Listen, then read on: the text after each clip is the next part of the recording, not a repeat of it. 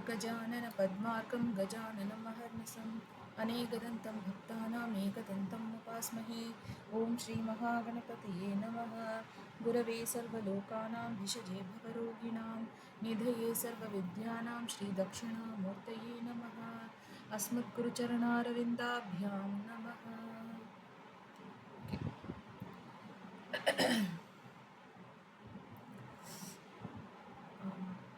Okay, we'll start. Last ஐ மீன் Friday நம்ம பண்ண அந்த ரெக்கார்டிங் சரியாக வரல. அது என்னவோ ஐ திங்க் நான் என்னத்தையோ தப்பு பண்ணிட்டேன் அதில். So but okay, I think we can manage with that.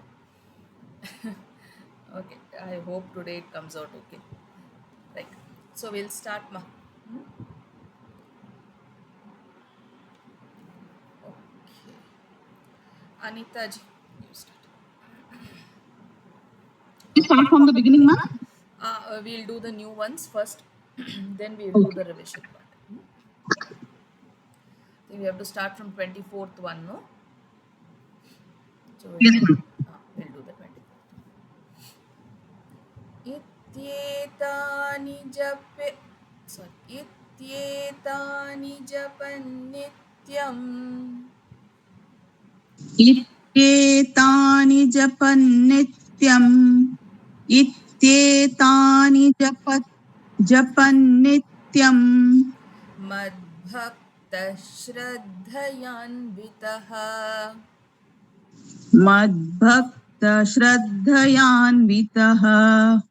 मद्भक्तश्रद्धयान्वितः अश्वमेधाधिकं पुण्यम् अश्वमेधाधिकं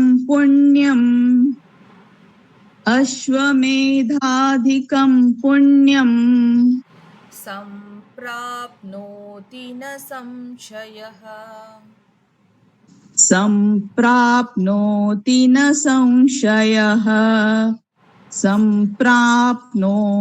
न संशयः इत्येतानि जपन्नित्यं मद्भक्तः श्रद्धयान्वितः इत्येतानि जपन्नित्यं मद्भक्तः श्रद्धयान्वितः इत्येतानि जपन्नित्यं मद्भक्तः श्रद्धयान्वितः अश्वमेधाधिकं पुण्यं सम्प्राप्नोति न संशयः अश्वमेधाधिकं पुण्यं सम्प्राप्नोति न संशयः अश्वमेधाधिकं पुण्यं सम्प्राप्नोति न संशयः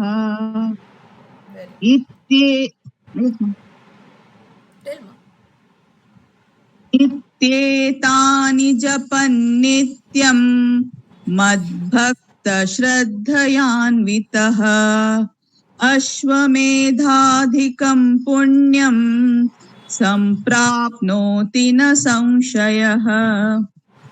Very nice. Next.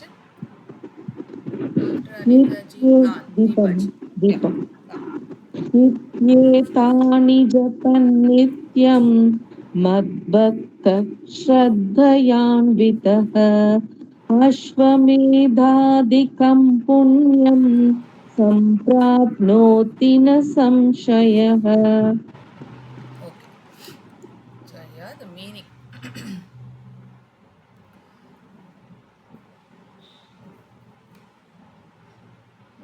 इत्येतानि जपन् नित्यं मद्भक्ता यश्रद्धा.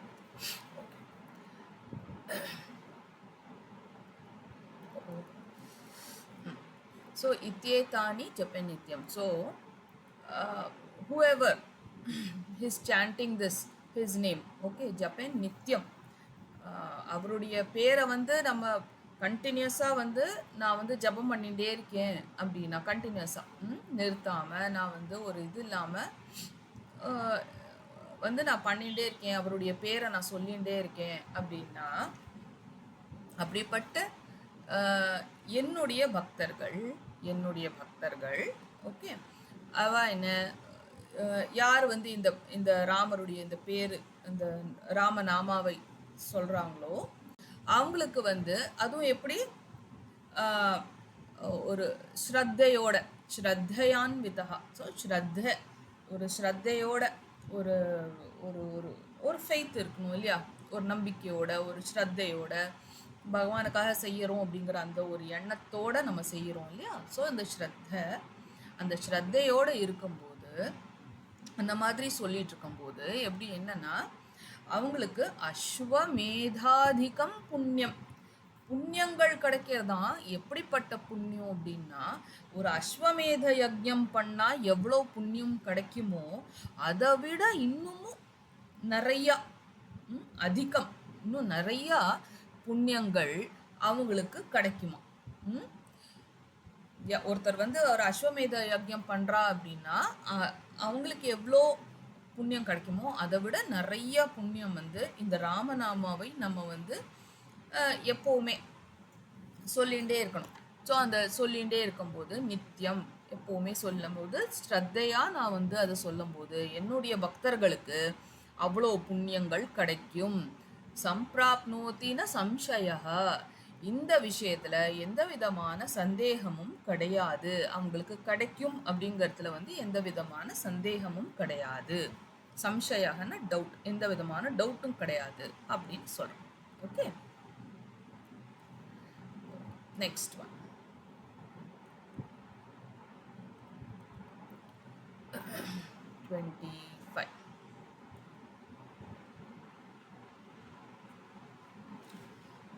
யாருமா after Deepa?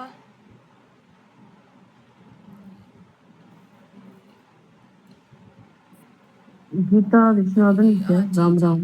S Ram Rama. Okay, நீங்க சொல்லுங்கம்மா கீதா.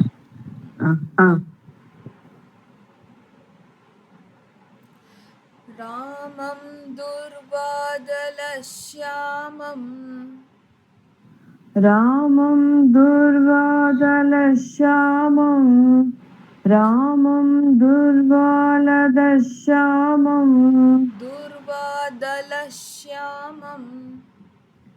துர்வாதலஸ்யாமம்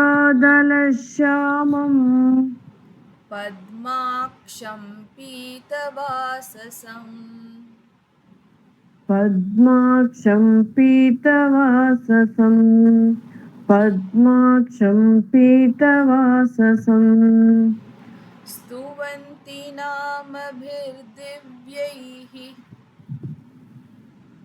ஸ்துவந்தி நாமபிர்திவ்யைஹி ஸ்துவந்தி நாமபிர்திவ்யைஹி நதே சம்சாரிணோ நரஹ நதே சம்சாரிணோ நதே சம்சாரிணோ நரஹ நதே சம்சாரிணோ நரஹ ராமம் துர்வாதலஸ்யாமம் பத்மாக்ஷம் பீதவாசசம் ராமம் துர்வாதலஸ்யாமம் பத்மாக்ஷம் பீதவாசசம் ராமம் துர்வாதலஸ்யாமம்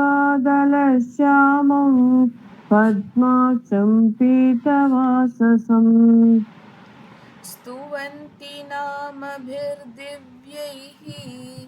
நதே சம்சாரிணோ நரஹ ஸ்துவந்தி நாமபிர்திவ்யைஹி நதே சம்சாரிணோ நரஹ ஸ்துவந்தி நாமபிர்திவ்யைஹி நதே சம்சாரிணோ நரஹ. ரெண்டு லைன் சேர்த்து. ராமம் துர்வாதலஸ்யாமம் பத்மாக்ஷம் பீதவாசசம் ஸ்துவந்தி நாமபிர்திவ்யைஹி நதே சம்சாரிணோ நரஹ. Very nice. அடுத்தது யார் இருக்காங்க? கமலம். சொல்லுங்க. ராமம் தூர்வாதலஸ்யாமம் पद्माक्षं पीतवाससं स्तुवन्ति नामभिर्दिव्यैः न ते संसारिणो नरः. Very nice. இதுல வந்து எப்படின்னா ராமம் துர்வாதலஷ்யாமம் பத்மாக்ஷம் பீத்தவாசசம் அப்படின்னா அவர் என்னன்னா நான் அந்த ராமர் எப்படி இருக்கார் அப்படின்னா பத்மாக்ஷம் கண் வந்து அப்படியே லோட்டஸ் ஐடுன்னு சொல்லுவோம் இல்லையா, கமல அந்த புஷ்பம் மாதிரி இருக்கு, பத்மம் மாதிரி இருக்கான். ஓகே, பத்மாக்ஷம் அந்த மாதிரி இருக்கு. துர்வாதலஷ்யாமம் ஷியாமம் அப்படின்னா ஹிஸ் டார்க் கம்ப்ளெக்ஷன்டா இருக்காராம். டார்க் கம்ப்ளெக்ஷன்டா இருந்து துர்வாதல அப்படிங்கிறது ஏதோ அந்த துர்வ ஏதோ சம் பெட்டல், ஏதோ சம் ஃப்ளவருடைய பெட்டல் நினைக்கிறேன், அந்த பெட்டல் போட அந்த மாதிரி டார்க்கா இருக்கார் அப்படின்ட்டு, டார்க் கம்ப்ளெக்ஷன்டா இருக்கார் அப்படின்னு. அதுக்கப்புறம் பீத்தவாசசம் அப்படின்னா அவர் வந்து ஒரு அந்த எல்லோ கலர் ட்ரெஸ், எப்பவுமே நம்ம நாராயணர் பார்த்தாலே எப்பவுமே அந்த எல்லோ கலர் ட்ரெஸ்ல தான் இருப்பார். ஸோ அந்த மாதிரி அவர் எல்லோ கலர் ட்ரெஸ்ல இருக்காராம். ஓகே, இப்படி இருக்கக்கூடியவர் ஸ்துவந்தி நாம பிர் திவ்யைஹி. அப்போ இவருடைய நான் என்ன பண்றேன், இவருடைய நாமத்தை, இவருடைய what do you say, ஸ்தோத்திரத்தை இதெல்லாம் வந்து நான் பண்றேன் அவருக்கு. ஓகே, இதெல்லாம் நான் வந்து அவருக்காக நான் பாடுறேன். என்ன பாடுறேன், நாமபிஹி திவ்யைஹி, அவருக்கு நான் ஸ்துதி பண்றேன். எப்படி பண்றேன் அப்படின்னா அவருடைய அந்த அழகான திவ்யமான அந்த நாமங்கள் இருக்கு இல்லையா, அந்த நாமங்கள் வச்சு நான் அவருக்கு நான் வந்து ஸ்துதி பண்றேன் அப்படின்னு சொல்றது. நதே சம்சாரினோ நரக. அப்படி நம்ம பண்ணும்போது நமக்கு என்ன கிடைக்குது அப்படின்னா, நமக்கு வந்து இந்த அந்த cycle of life and death இருக்கு இல்லையா, அதுலேருந்து நம்ம வந்து விடுவிக்கப்படுறோம். தட் இஸ் நமக்கு மோட்சம் கிடைக்கிறது அப்படிங்கிறது தான் அர்த்தம். இந்த சம்சார அந்த சக்கரத்துலேருந்து நம்ம வெளியில வந்துடுறோம், அது வந்து நமக்கு கிடைக்கிறது அப்படின்னு சொல்லணும். ஓகே, ஸோ இதில் ஃபர்ஸ்ட் லைன்ல வந்து ராமருடைய அழகு, அவர் எப்படி இருக்கார் அப்படிங்கிறத சொல்லப்படுறது. அவர் வந்து டார்க் கம்ப்ளெக்ஷன்டா இருக்கார், அவருடைய கண் வந்து லோட்டஸ் மாதிரி, அந்த லோட்டஸ் பெட்டல் மாதிரி அவ்வளோ அழகான ஒரு கண்கள், அப்புறம் ஒரு எல்லோ கலர் ட்ரெஸ் போட்டுட்டு இருக்கார், அந்த மாதிரி இருக்கு. அப்படிப்பட்டவருக்கு நான் ஸ்துதி பண்றேன். நான் வந்து அவருடைய நாமங்களை, அவருடைய திவ்யமான நாமங்களை வச்சு நான் வந்து அவருக்கு நான் ஸ்துதி பண்றேன். அந்த ஸ்துதி பண்றதுனால நமக்கு என்ன கிடைக்கிறதுனா, நமக்கு வந்து மோட்சம் கிடைக்கிறது. இந்த சம்சார சக்கரத்திலேருந்து நமக்கு வந்து ஃப்ரீடம் கிடைக்கிறது, லிபரேஷன் கிடைக்கிறது அப்படின்னு சொல்லப்படுறது. ஓகேவா, அதான் இது.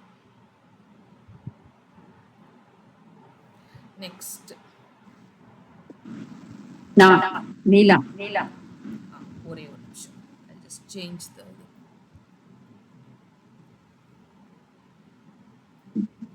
இதுல கொஞ்சம் ராகம் கொஞ்சம் வேற மாதிரி வரும்.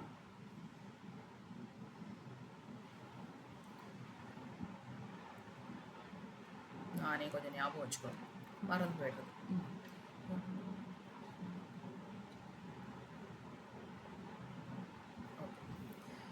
ராமம் லக்ஷ்மண பூர்வஜம் ரகுவரம். ராமம் லக்ஷ்மண பூர்வஜம் ரகுவரம். ராமம் லக்ஷ்மண பூர்வஜம் ரகுவரம். சீதாபதிம் சுந்தரம். சீதாபதிம் சுந்தரம். சீதாபதிம் சுந்தரம். காகுஸ்தம் கருணார்ணவம் குணநிதிம். காகுஸ்தம் கருணார்ணவம் குணநிதிம். காகுஸ்தம் கருணார்ணவம் குணநிதிம். விப்ரப்ரியம் தார்மிகம். விப்ரப்ரியம் தார்மிகம். விப்ரப்ரியம் தார்மிகம். அடுத்த ரெண்டு லைன் நம்ம அந்த அந்த தியாயேதா ஜானு அந்த ராகம் இருக்கு இல்லையா, அந்த ராகத்துல வரும். சரியா? ராஜேன் राजेन्द्रं सत्यसन्धं दशरथतनयं श्यामलं शान्तमूर्तिम् அப்படி சொல்லுங்க. ராஜேந்திரம் சத்யசந்தம் தசரதனயம் தசரதனயம் श्यामलं शान्तमूर्तिम् श्यामलं शान्तमूर्तिम् श्यामलं शान्तमूर्तिम् वन्दे लोकाभिरामम् वन्दे लोकाभिरामम् वन्दे लोकाभिरामम् रघुकुलतिलकम् रघुकुलतिलकम् रघुकुलतिलकम् राघवं रावणारिम् राघवं रावणारिम् राघवं रावणारिम् அந்த மாதிரி. இப்போ எப்படி ராமம் அதே ராகத்தில் இருக்கும். இதுதான் ராகம் மாறி மாறி வர்றதுனால கொஞ்சம் அப்படியே கன்ஃபியூஸ் ஆகிடும் எனக்கு. ராமம் லக்ஷ்மண பூர்வஜம் ரகுவரம் சீதாபதிம் சுந்தரம். रामं लक्ष्मण रामं கரெக்டா சொல்றேன். ராமம் லக்ஷ்மண பூர்வஜம் ரகுவரம் रामं लक्ष्मण पूर्वजं रघुवरं रामं लक्ष्मण पूर्वजं ஃபுல்லாவே சொல்லிடுங்க. லைன் ஃபுல்லாவே சொல்லிடுங்க. ராமம் லக்ஷ்மண பூர்வஜம் ரகுவரம் சீதாபதிம் சுந்தரம். रामं लक्ष्मण पूर्वजं रघुवरं सीतापतिं सुन्दरं रामं लक्ष्मण पूर्वजं रघुवरं सीतापतिं सुन्दरम् काकुत्स्थं करुणार्णवं गुणनिधिं विप्रप्रियं धार्मिकम्. काकुत्स्थं करुणार्णवं गुणनिधिं विप्रप्रियं धार्मिकम् काकुत्स्थं करुणार्णवं गुणनिधिं विप्रप्रियं धार्मिकम्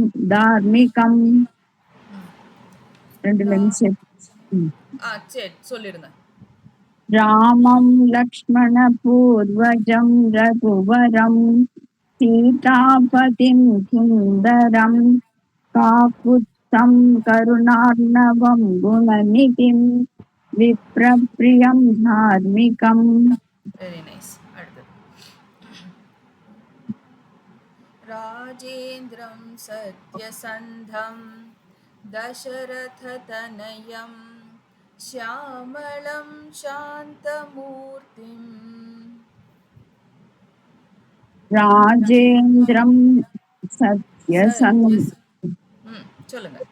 राजेन्द्रं सत्यसन्धं दशरथतनयं श्यामलं शान्तमूर्तिम्. राजेन्द्रं सत्यसन्धं दशरथतनयं श्यामलं शान्तमूर्तिम्. वन्दे लोकाभिरामं रघुकुलतिलकं राघवं रावणारिम्. वन्दे लोकाभिरामं रघुकुलतिलकं राघवं रावणारिम्. वन्दे लोकाभिरामं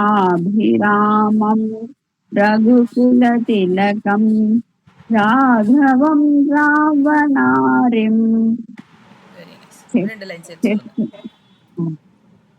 राजेन्द्रं सत्यसन्धं दशरथतनयं श्यामलं शान्तमूर्तिं वन्दे लोकाभिरामं रघुकुलतिलकं राघवं रावणारिम् வெரி நைஸ் டி. சூப்பர். சேர்த்து சொல்லிடலாமா? சொல்லிடுங்க. रामं लक्ष्मणपूर्वजं रघुवरं सीतापतिं सुन्दरं काकुत्स्थं करुणार्णवं गुणनिधिं विप्रप्रियं धार्मिकं राजेन्द्रं सत्यसन्धं दशरथतनयं श्यामलं शान्तमूर्तिं वन्दे लोकाभिरामं रघुकुलतिलकं राघवं रावणारिम् very nice. Beautiful. Thank you, ma'am. அடுத்தது நீலாஜிக்கு அப்புறம் யாருமா? நீங்க சப்னாஜி. சொல்லுங்கம்மா, நீங்க சொல்லுங்க. रामं लक्ष्मण पूर्वजं रघुवरं सीतापतिं सुन्दरं काकुतस्थं காகுத்ஸ்தம் காகுத்ஸ்தம் काकुत्स्थं करुणानवगुणनिधिं विप्रप्रियं धर्मिकं धार्मिகம் विप्रप्रियं धार्मिकं राजन् ராஜேந்திரம் राजेन्द्रं तत् ம் I forgot the tune.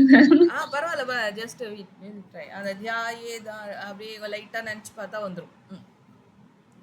राजेन्द्रं सत्यसन्धं दशरथतनयं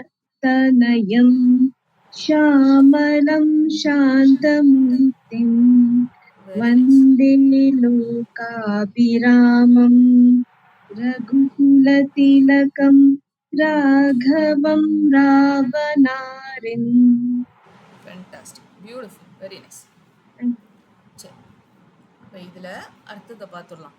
big ஒன்னா, ராமம் லக்ஷ்மண பூர்வஜம் ரகுவரம் சீதாபதிம் சுந்தரம். அப்போது ராமர் வந்து எப்படிப்பட்டவர் அப்படின்னா லக்ஷ்மண பூர்வஜம், இஸ் தி அண்ணா இல்லையா, எல்டர் பிரதர் ஆஃப் லக்ஷ்மணனுடைய எல்டர் பிரதர். ரகுவரம் அப்படின்னா இந்த ரகு டைனஸ்டியில் வந்தவர் இல்லையா, ஸோ அந்த இதில் வந்தவர். சீதாபதிம், தி ஹஸ்பண்ட் ஆஃப் சீதா. சுந்தரம், அழகான ஹேண்ட்ஸமாக இருக்கக்கூடியவர்.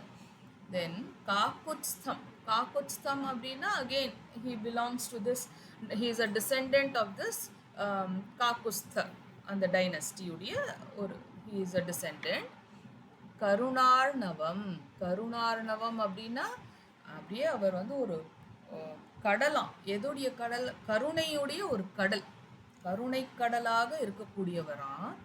குணநிதி, குணங்கள் வந்து அவருக்குள்ள அப்படியே ஒரு ட்ரெஷர் மாதிரி, அத்தனை குணங்களும் அவருக்குள்ள அப்படி இருக்கான்.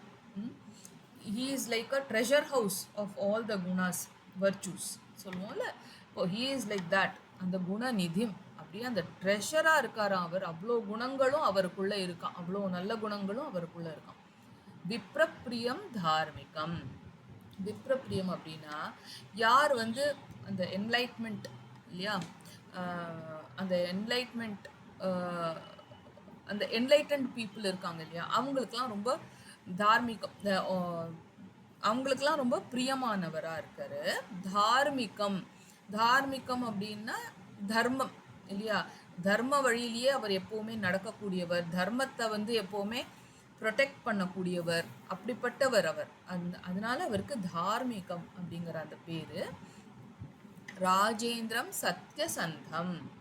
ராஜேந்திரம் அப்படின்னா ராஜாக்களுக்கெல்லாம் ராஜாவாக இருக்கக்கூடியவர் அவர். அவர் ராஜாக்களுக்கெல்லாம் ராஜா, இது கிங் ஆஃப் கிங்ஸ் அந்த மாதிரி.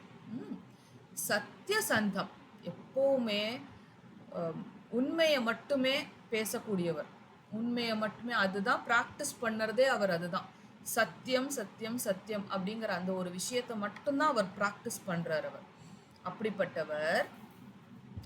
அப்புறம் வந்து தசரத தனயம், தசரதருடைய புத்திரன். ஷியாமளம், எப்படி இருக்கா, டார்க் கம்ப்ளெக்ஷன்டா இருக்காராம். சாந்த மூர்த்தி, அவ்வளோ சாந்தமா இருக்கக்கூடியவர், சாந்த மூர்த்தியாக இருக்கக்கூடியவர், அந்த மாதிரி ஒரு அவ்வளோ சாந்தம். அப்படி இருக்கவர். வந்தே லோகாபிராமம், நான் வந்து அவருக்கு வணங்குறேன். இப்படிப்பட்ட இவ்வளோ டிஸ்கிரிப்ஷனும் சொல்லிட்டு அவருக்கு நான் வணங்குறேன். யாருக்கு? லோகாபிராமம். லோகாபிராமம் அப்படின்னா அந்த உலகத்துக்கே அவரை பார்த்தா அது ஒரு தனி ஒரு சந்தோஷம் வருதான். ஒரு அவரை நினைச்சாலோ அவரை பார்த்தாலோ அது ஒரு தனி சந்தோஷம், ஒரு ஒரு ஒரு ஒரு என்ன சொல்றது, ஒரு ட்ராங்குலிட்டி நமக்குள்ள வருது. அந்த மாதிரி இருக்கக்கூடிய லோகாபிராமம் அப்படின்னு. ரகுகுல திலகம், அந்த ரகுகுலத்துக்கே அவர் ஒரு உத்தமமான ஒரு திலக்கம் மாதிரி அவர் தான் இருக்கார். ஒரு உத்தமமானவரா இருக்கார் இந்த ரகுகுலத்துக்கே. ராகவம், அகெயின் அ டிசெண்டன்ட் ஆஃப் ரகுகுலம். ராவணாரிம், யார் வந்து அந்த ராவணனை வந்து அழிச்சிருக்காரோ, ஓகே, அப்படிப்பட்டவர், அவருக்கு நான் வந்து வணங்குறேன் அப்படின்னு சொல்லி அத்தனை பேரையும் சொல்லிட்டு நான் அவருக்கு வணங்குறேன் அப்படின்னு சொல்லி சொல்றது. வந்தே, ஐ bow down to him. Okay, அந்த மாதிரி. ஸோ அதான் இதில் இருக்கிற அர்த்தம். நெக்ஸ்ட் எல்லாம் ரொம்ப அவருடைய பேர் அப்படியே ராமராமான்னு சொல்கிற மாதிரி இருக்கக்கூடிய இதுதான் எல்லாமே. எல்லாம் சின்ன சின்ன ஸ்லோகங்கள் இல்லையா? You can always say. யாருமா அடுத்தது? நெக்ஸ்ட் நாம. சரி.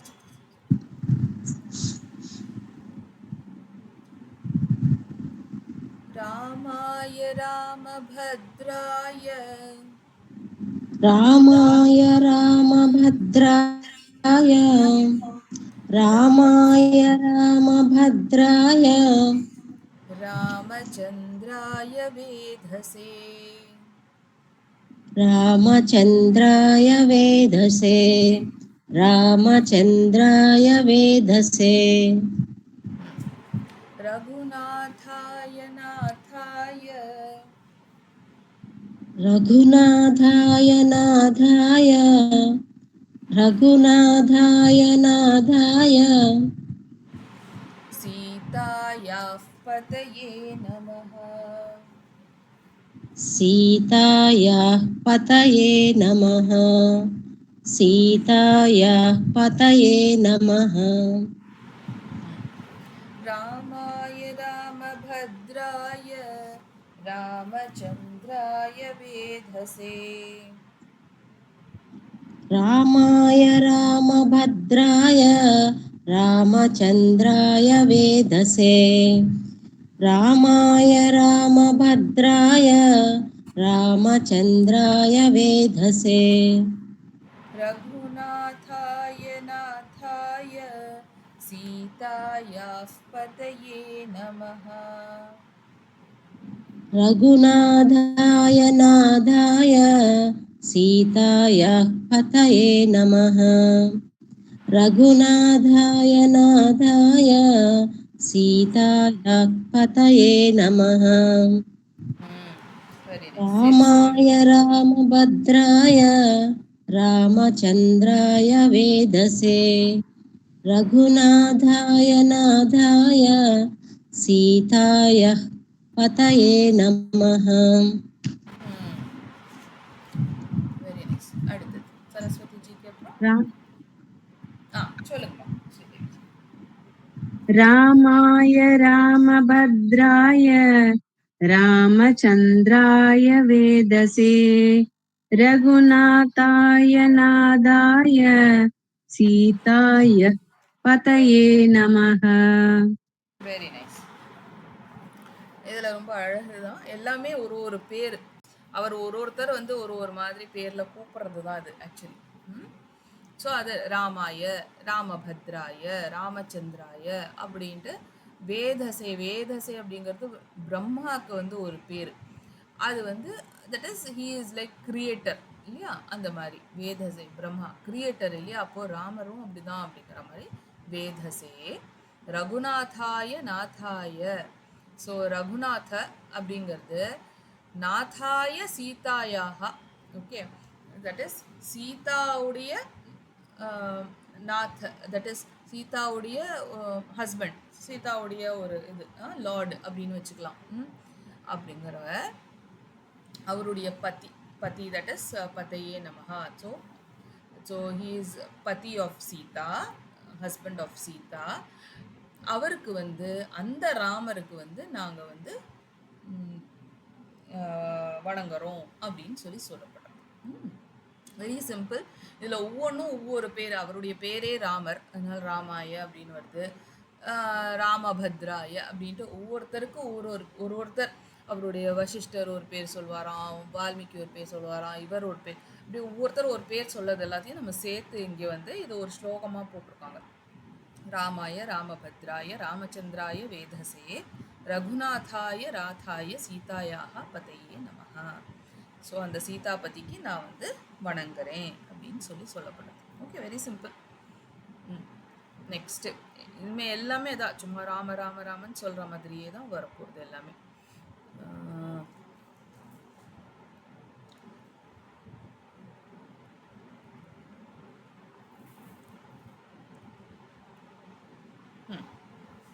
அடுத்தது யார்? அனிதா ஜியா?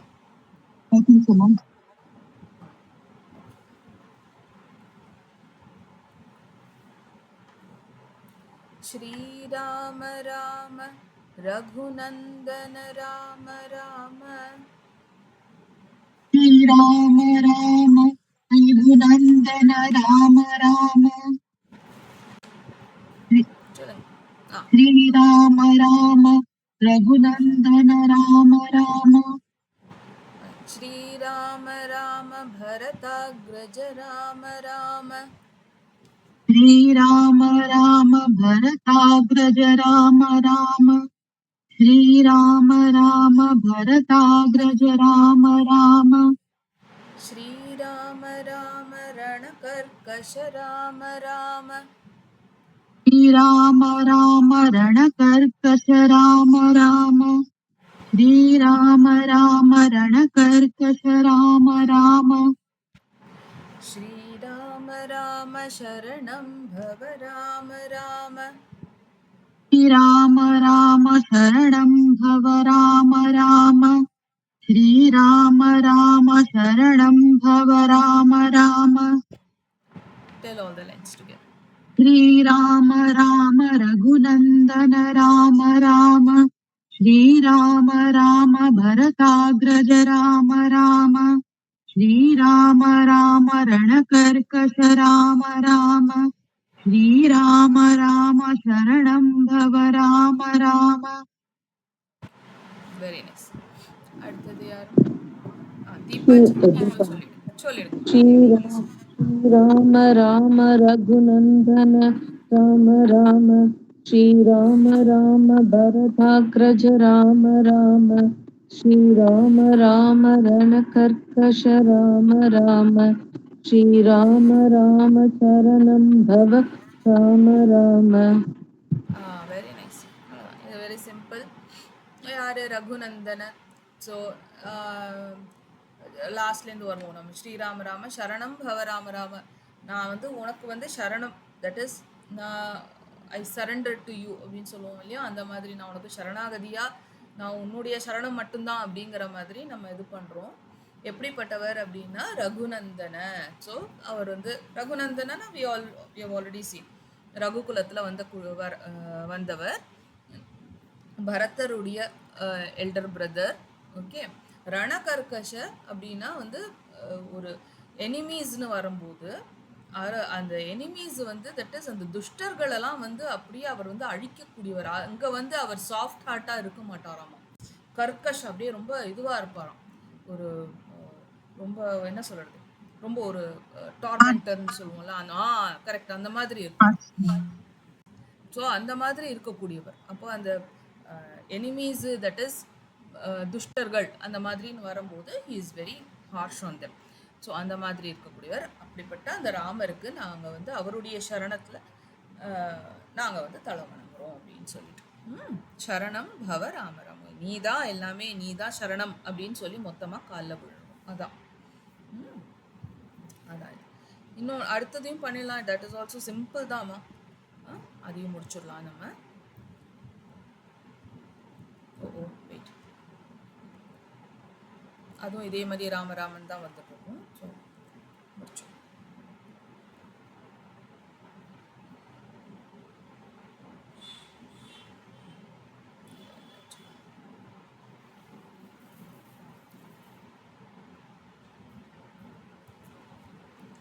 அடுத்தது யாரு?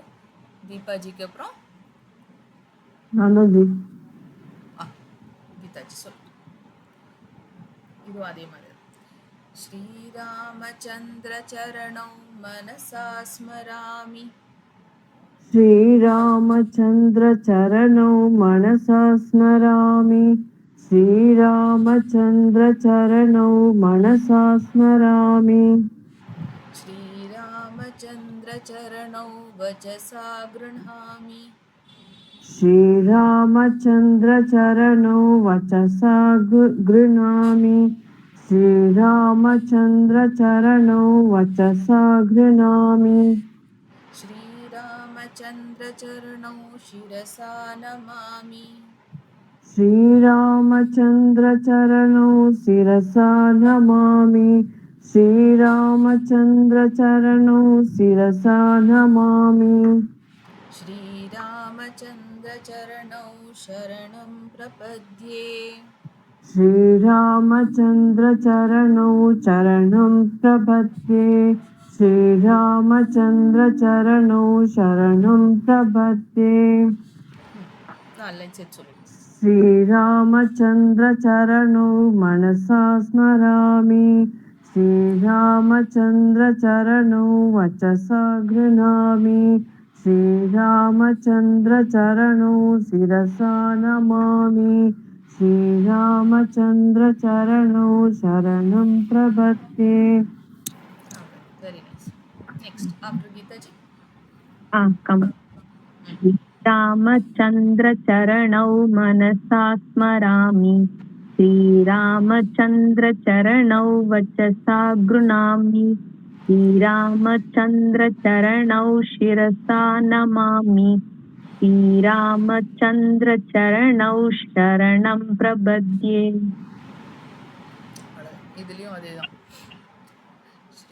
அவருடைய அந்த ரெண்டு கால்கள், ராமச்சந்திரனுடைய கால்கள், அந்த கால்களே எப்பவுமே நான் அதை வந்து என் மனசுல அதை நினைச்சுட்டே இருப்பேன். அவருடைய அந்த கால்கள், பாதங்கள் இல்லையா, சரணம், அந்த சரணத்தை நான் எப்பவுமே மனசுல நினைச்சுட்டே இருப்பேன். மனசா ஸ்மராமி, நான் எப்பவுமே மனசுல நினைச்சுட்டே இருப்பேன். அதே மாதிரி வச்சசா கிருணஹாமி, எப்பவுமே அதோடைய புகழ் பாடிண்டே இருப்பேன். அதை பத்தி அதோடைய புகழ், அதை வந்து அந்த மாதிரி அந்த புகழ் பாடிண்டே இருக்கிறது, அந்த மாதிரி பண்ணிகிட்டே இருப்பேன் அப்படின்னு சொல்லிட்டு. அப்புறம் சிரசா நமாமி, தட் இஸ் நான் வந்து தலை வணங்குறேன். அந்த கால்களுக்கு நான் என்னுடைய தலையை வணங்குறேன். So I am putting my head down, I am bowing to you on your feet அப்படின்னு சொல்கிற மாதிரி. அண்ட் தென் ஸ்ரீராமச்சந்திர சரணௌ சரணம் பிரபத்தியே, நீதான் சரணம் அப்படின்னு, நீதான் கதி அப்படின்னு சொல்லி அவருடைய கால்கள் அதுதான் நமக்கு கதி அப்படின்னு சொல்லி மொத்தமாக நம்ம வந்து சரணடைகிறோம். ஓகே, அதுதான் இதில் வந்து அர்த்தம். ஓகே, ஸோ இங்கே நம்ம நிறுத்தலாம். மேம், லாஸ்ட் வேர்ட் சரணம் பிரபத்யே.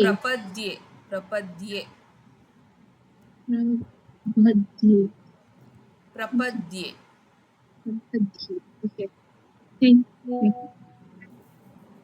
சரணம் பிரபத்யே. பிரபத்யே சுருக்கம். பிரபத்யே. Thank you. Yeah. Yes. Okay. ஃபாஸ்ட்டாக குயிக்காக இந்த ரிவிஷன் பண்ணிடலாம். இன்னைக்கு பண்ணது மட்டும் ஒரு தடவை எல்லாரும் ஒரு தடவை சொல்லிடுங்க. Then we can wind up the class today. Okay, சரி. இப்போ யாருமா சொன்னது? கமலாஜி சொன்னதா? அடுத்தது யாரு? சரஸ்வதிஜியா? சொல்லுங்கம்மா.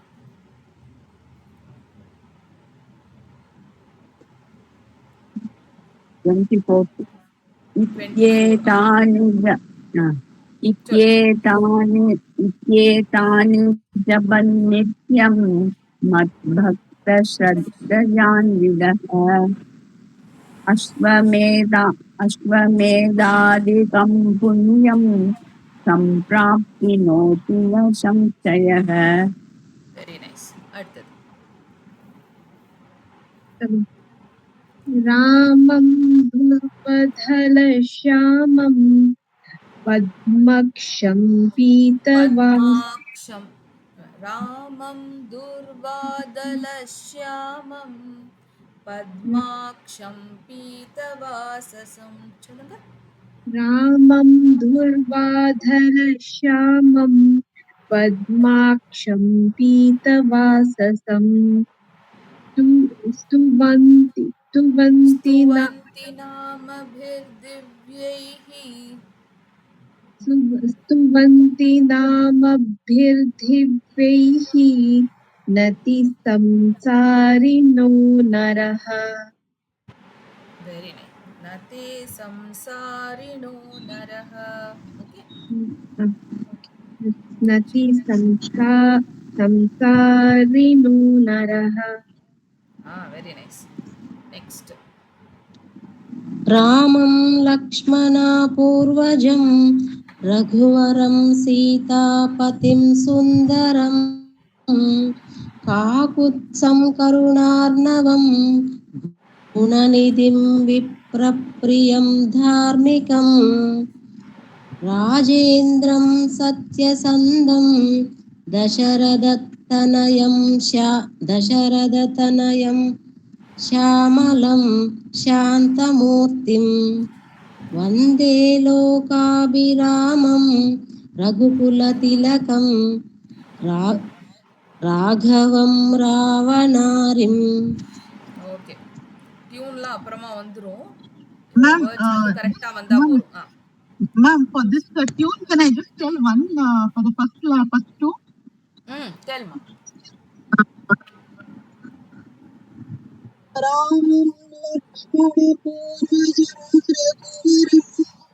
Raghuvaram Sundaram Very nice. Kakustam Karunarnavam Gunanidhim Viprapriyam Dharmikam.